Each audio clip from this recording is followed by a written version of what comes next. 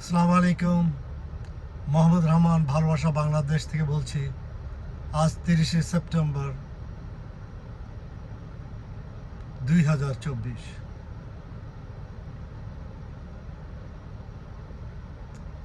আমি এখানে বাংলাদেশের যে গত গণঅভ্যুত্থান বা যে গত আন্দোলন, বৈষম্য বিরোধী বা কোটা সংস্কার বা যেই সরকার পতনের যে আন্দোলন এই ছাত্ররা করেছে, তাদের উদ্দেশ্যে এবং দেশের বিভিন্ন স্বার্থান্বেষী সমাজ পার্টি তাদের উদ্দেশ্যে এইখানে বলছি।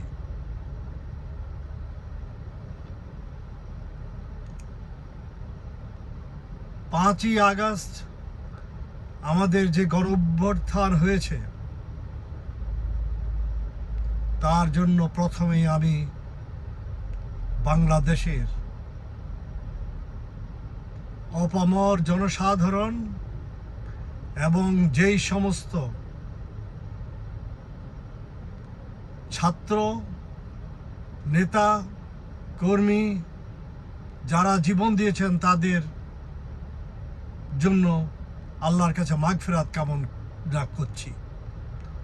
আর যারা বেঁচে আছেন, যারা পঙ্গুল, ল্যাংড়া, খোড়া, চোখ হারিয়েছেন, অন্ধ হয়ে গিয়েছেন, চিরজীবনের জন্য যারা পঙ্গু হয়ে গেছেন, তাদের জন্য আমি আল্লাহর কাছে দোয়া করি এবং বাংলাদেশ সরকারের কাছে সাহায্য চাই, এবং ইনশাআল্লাহ আমরাও সাহায্যে এগিয়ে আসব। এখন এইখানে আমার কথা হচ্ছে, বাংলাদেশের এখন প্রচুর ইউটিউবার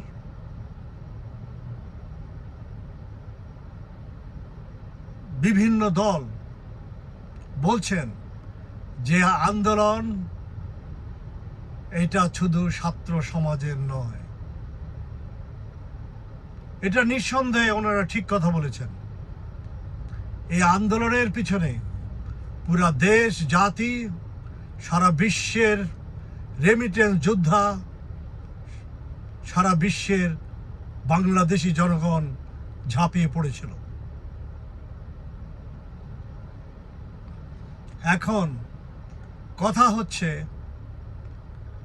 কিছু কিছু মহলের মধ্যে এখন হিংসা বিদ্রুপ হচ্ছে। ওনারা বলছেন, ইউটিউব ও বিভিন্ন এরা, আরে তোমরা একা আন্দোলন করনি, আমরা তোমাদেরকে উৎপ্রেরণা দিয়েছি, আমরা সাহায্য, নো ডাউট অ্যাবাউট ইট, দিয়েছেন।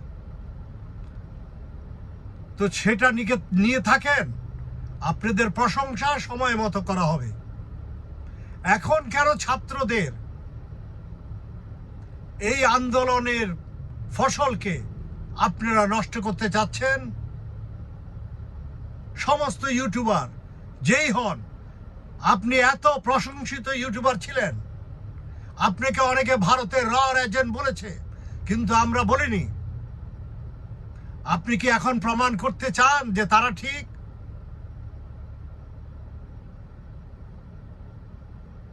এখন আপনি যেই কাজ করছেন, ছাত্রদেরকে নিচে নামিয়ে, এতে তো আপনি ভারতেরই সাহায্য করছেন। ছাত্রদের মধ্যে দ্বন্দ্ব বাঁধিয়ে, দেশের জনগণের মধ্যে দ্বন্দ্ব বাঁধিয়ে, আপনারা কি সবর করতে পারেন না? সবর করতে পারেন না? আপনারা কি অপেক্ষা করতে পারেন না? ছাত্ররা ডক্টর ইউনূসের সাথে আছেন এবং কিছু একটা তাদেরকে সময় দেন। 1.5 মাসে তো যথেষ্ট করেছে। এত হাই হুতাশ কেন আপনাদের? হ্যাঁ, 16 বছর আপনারা পিটা খেয়েছেন, সহ্য করতে পারছেন, এখন সামান্য একটু সহ্য করতে পারেন না? ছাত্রদের যে সুনাম, আপনাদের কেন গায়ে চুলকায়? আপনারা তো তাদের অনেক অনেক বয়োজ্যেষ্ঠ, আপনাদের তো বরং আরো প্রশংসা করা উচিত। হ্যাঁ, ডাক্তার ইউনূস একটা ভালো কথা বলেছে, আমরা হ্যাঁ এই ছাত্ররা করছে, তাদেরকে আরো উৎসাহ দিবেন। আপনি কাউকে মনে করেন এই আন্দোলন এখানে শেষ? আপনারা যদি তাদেরকে আজকে নিরুৎসাহ করেন, এই যে আওয়ামী সন্ত্রাসী ভারতীয় বাহিনী যে বসে আছে কোটি কোটি হাজার কোটি টাকা নিয়ে দেশকে এখন বিভিন্ন সমস্যার মধ্যে ফেলছে, আপনারা কি তাদেরকে উৎসাহিত করছেন না? জামাত ইসলাম বলছেন আমাদের 500 এত জনের মধ্যে আমাদের 400 এত জন আমাদের ছাত্র শিবির ছিল। ওকে, যদি থাকে আলহামদুলিল্লাহ, বি পেশেন্ট। এখন এখানে চুলকায় লাভ কি? এইখানে ছাত্রদেরকে নিচে নামায় লাভ কি? এটা তো আপনাদের সন্তান, আপনাদের ছেলে। ভারতের সাথে আপনারা বন্ধুত্ব করবেন।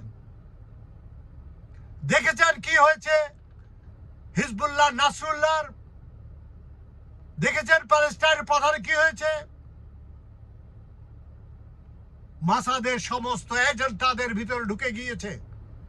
এবং বাংলাদেশে আমি জামাতে ইসলামী নেতা কর্মী সবাইকে, ছাত্র শিবির বিএনপি সবাই নেতার কর্মীকে বলি, আপনাদের ভিতরে র এবং জাস এবং মাসাদ ঢুকেছে, এখনই পরিষ্কার করতে হবে, নাইলে সেই পেজারের মতো প্যালেস্টাইন লেবাননে যে পেজার দিয়ে শত শত মানুষকে হত্যা করেছে, আপনাদেরকে হত্যা করার দেরি হবে না। আপনারা নিজেদের মধ্যে বিভাদ সৃষ্টি করে দেশটাকে অশান্তির দিকে নিচ্ছেন। কেউ বলছে ইলেকশন ইলেকশন, আরে বাবা আগে দেশটা ঠিক হোক না, দেশটাকে ঠিক করতে দেন।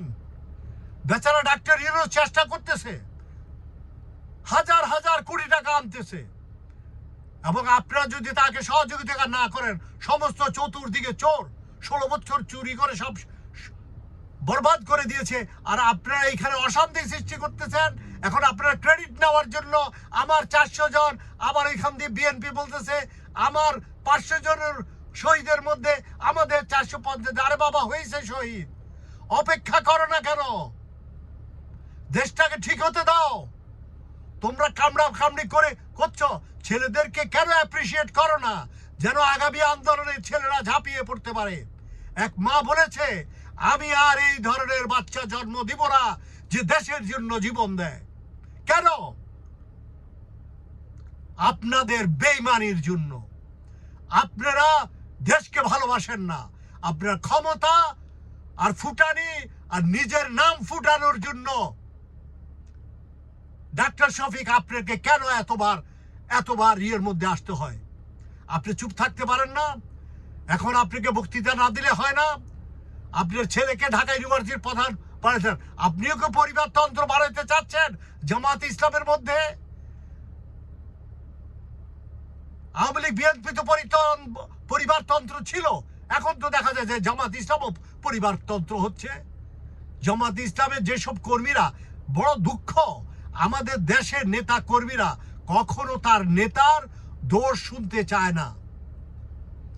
যেমন হাসিনাকে তার নেতা কর্মীরা কখনো তার প্রতিবাদ করেনি, তাদের দোষ শুনতে, তার সর্বনাশ করেছে এবং টেররিস্ট অর্গানাইজেশন পরিণত করেছে। এবং বাকি দলগুলো তাই, তাদের নেতা